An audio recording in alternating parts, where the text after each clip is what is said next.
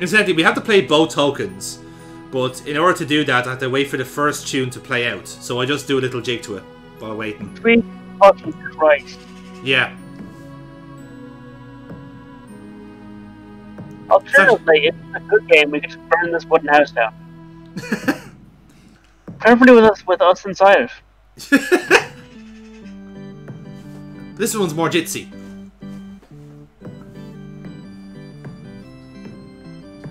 Does that get you in the mood, guys? Come on. I'm getting this is It gets me in the mood, John. Oh, it does. I don't know why, but I'm just thinking of like American baseball music. Yeah, it's very like take me to the ball game, isn't it? Like. Well, mobsters like time to. Mm-hmm. Yeah, that's sport somewhere. So yeah, in this room we got a. These are like children's beds. What's it?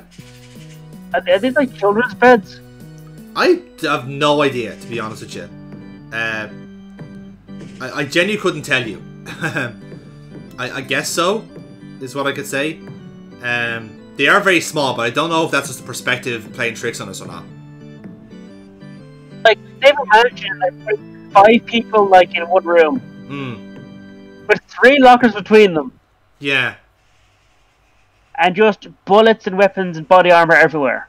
I mean... Like, they're basically just demanding a fight to break out. Yeah, it's actually a case of like... it's actually a case of like, we'll just... It's like a Schrodinger's bedroom. We'll say, okay, we'll leave the gun here, some body armor, and 5 people. Let's see who wins out. Like, I don't really need so many henchmen anymore. Let's just put them in a scenario where the numbers of henchmen will resolve itself. Yeah, exactly.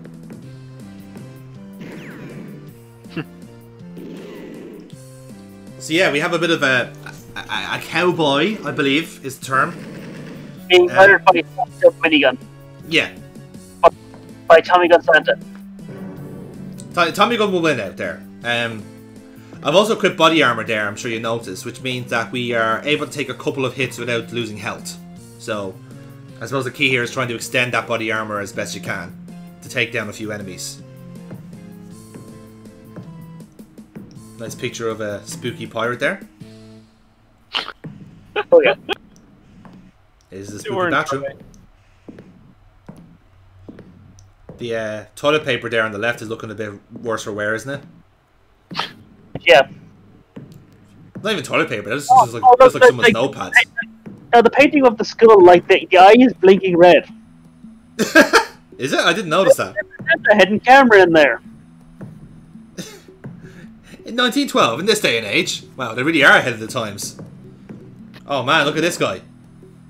Oh yeah. Our Thompson jams.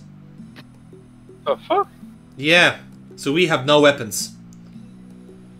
This game properly gives you no weapons for this part. Why? I don't know. So we're back to frying pan. We're gonna bludgeon an old gentleman to death with a frying pan because our Thompson jammed for no reason. Just I think it's fair. And now our armor is no good anymore. You fool, you brought Thompson to a pistol fight. You won't be cooking anything here, son, except for your doom. You went to attack an old man who was playing pool with a Tommy gun, body armor, and you lost. And look at that skull painting. The red eye is blinking. There's a red dot flashing in the middle of that fucking painting skull. Yeah, I see it now, yeah. Now that you've drawn attention to it. That's kind of cool. I didn't notice it before. There's a goddamn hidden camera here. It's been the Truman Show all along.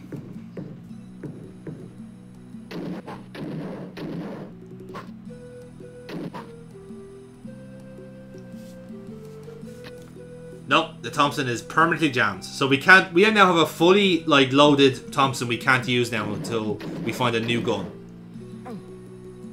How excruciating is that? truly, this is a horrible game. The game is so generous with weapons, with like guns and ammo, but for some sections it doesn't want you to have them, so just, you know, fuck you somehow just drop them off a fucking cliff. But no, this is the thing though, like this whole section you kind of go out without a gun really. Like you'll get a gun, but it's a really like, it's not as powerful as a Thompson. So this is like how it like up the difficulty was that like, okay, you've been doing well with all your weapons, now let's take away your weapons and see how you do. You know, because essentially like it would have established at this point that you would have got the gameplay. You know, you would have got that pinned down. So now let's make it just just ostensibly difficult for you now. For God's sake, save the game, quick! Oh. Inside the center. Ah, thank God. Is there like our second sword? Yes, and this one's actually like will last a good bit more than the other one did. We also get a you mean that Derringer other one pistol. that was composed entirely out of rust? Yeah, exactly. Shockingly, you'd be shocked to hear that this one is far more durable than that one. But still, eventually does break after a while, which is quite annoying. Oh, lads, we got 2 things to read. Are you ready? Good lore. No word of lie, this is the best part of the game. Booting December 25 of the year of our Lord 1723. Rebooting. Free booting. And born of a chambermaid, Frederick DeWitt was brought up strictly. At the death of his tutor, he was free to study the alchemistic art. Clever with his fingers, he spent much time at the gaming table, ruining Redmond Barry at the game of piquet. An adventure That's far too posh to play. Forced him to join the Navy. He soon deserted his ship. His skill with cards gained him a reputation in Barbados, where he met One-Eyed Jack. Their one and only game resulted in the massacre of Terra Nova. A friendship was born. DeWitt served Jack as both spy and poisoner, and served well. The Princess Isabelita Negroni called him the brightest star of my nights. Joined in 1715 as pharmacist. DeWitt is the guy we just killed, by the way, just so you know. Another name. Oh, Who Booker. knows? Born at New Amgar and transported to Haiti, his life was chaos until he met Elizabeth Jarrett. Initiated into voodoo, he began And Elizabeth Jarrett essentially is one of the big bad villains of the game. She's the girl from the opening cutscene. She's the voodoo priestess. Earned him the post of lookout following the attack of 25. Oh, they really tried too hard. They did, yeah. Accompanied by his mates, the Look Boys, danced a dance for the crew. Look, that's suspect, isn't it? The Look Boys. His way with a harpoon is fearful to behold. The pillage of San Cristobal and the sacking of the governor's palace were examples of his thirst for killing. Who can have forgotten how he harpooned the rector, Joaro de la Cruz, from 30 feet? Joined as lookout on 25 December 1720. The rector. Ask me to name a man among men, and I'll say Black Hat. A bright lad, Alistair Fane began his life of crime at the age of 8. It's a bit late for him. To free his father, he placed a toy bear stuffed with dynamite at the Killarney jail. 9 men died. Teddy bears have been banned since. You know, they're on a no-fly He zone. kept Captain Dixon's black hat and stitched blades into its rim. He then stowed away and ended up in Trinidad, where he took an interest in firearms and became an expert manhunter. One-Eyed Jack was sure to learn of such a man. Black Hat, marksman. So yeah, we've got quite a lot of Irish in this game, lads. Youngest of a family of armorers. Should have saved that sort of I feel like Yeah. From birth to handle a Pattern sword, too. he became Yeah. a duelist of note. At the Prado, he gutted the young viceroy. His famous escape Prado, from Santa doing that as Sangre well. is still spoken of in awe. Of Bubble Blade. Jack recruited him in Mexico, persuading him to say farewell to his 6 magnificent companions in arms. Tales of his famous secret stroke, the Royal Pardon, soon spread far and wide. You have a secret stroke, Aiden, don't you? Our fight with Lieutenant Briggs in the history of freedom. Oh yeah, shit, we can't mention it. Sorry. Fuck. My bad, Aiden. Sorry. Second lieutenant. You promised. I'm sorry, man. I'm sorry. We can So we you know, can, better pirate just kind of everly one and lives in a mansion. I guess so, yeah. Like he's like they're all immortal because of Elizabeth Jarrett's voodoo power. So that's why they're all kind of congregating here, because they've got some sort of weird plan in mind, and now we're going to try and thwart it. Because by thwarting it, we're also saving the girl. So in a way, Carnby has got in way too deep and has just said, fuck it, in for a penny, in for a pound. Let's kill off these zombie pirates. Yeah, sure, that's how you do it. Yeah. It's hard to tell if they're zombies or ghosts, but every pirate plus pirates like option. Hmm.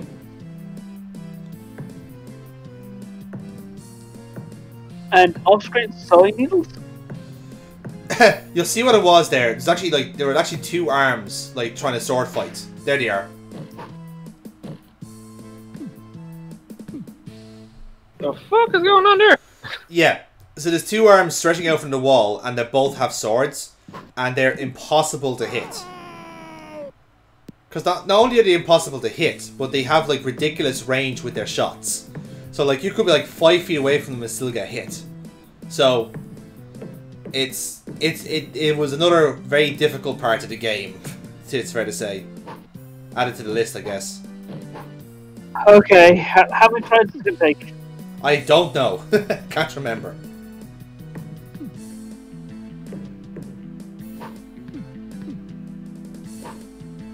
I don't know, I wonder if I nip off a tea or something, but I'll make it back in time. Yeah, sure. We can hold the fort down for you, Paul. You go on ahead, and we'll press on ahead without you. Alright then, I shall get myself a fresh cup of tea. You do that, son. We will press on without you. Trust me, you won't be missing much. Like, I really can't express how clumsy this is, because you're basically trying to aim into a corner you can't really see, with like buttons who are only half responsive. You know. Like the arm on the right, I think, is the worst one because it takes more to correct. So when you're trying to like actually aim for the fucking thing, you're thinking like, oh, is this what I'm supposed to do? You have to defeat it. Yeah. You can't just grab whatever it is and fucking run. No, because it's guarding an item you need. So, like you do, like you'd think like with some like enemies or guards you can evade it and you get on with the game. But no, literally everything crucial is guarded by an enemy that you have to kill. So like you have to clean out the entire house practically.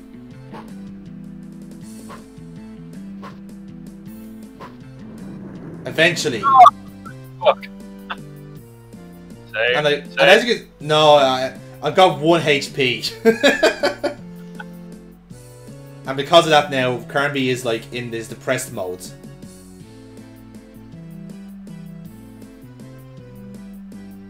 So now we get a parchment.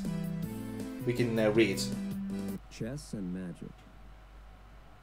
If the White Queen seeks the throne, the king must empower her. May the amulet laid in the center of the sign open the doorway to space. That is the key to the royal gambit. Translator's note. This Gaelic poem might have helped Crowley to defeat Tartakover, the man who fed the devil in the box with gold. So yeah, that's a clue for basically a room around the corner for how to get to the next part of the floor. Like essentially what you're doing is just going upstairs in this manner, one way or the other.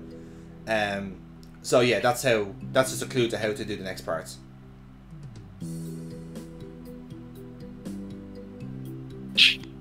And yes, he now has to limp around depressingly. Dear God, John, love you. This is me trying to find like some health items. It's like, is there anything else in this area that's interesting? Touch everything. By the way, I have to put the crown on that bust, or else I don't get into the passageway. Just so you know. There's no way of you knowing that, by the way. Just like, hey look, here's a head, let's put a crown on it. What else could possibly happen here? I don't understand. Who fucking... Who designs that? Who plays it? Who's this for, John? I've been trying to answer that question myself, Aiden, for so long. Oh, there's the amulet. And away we go. Oh, this is... I see. Yeah. Yeah. There's, yeah.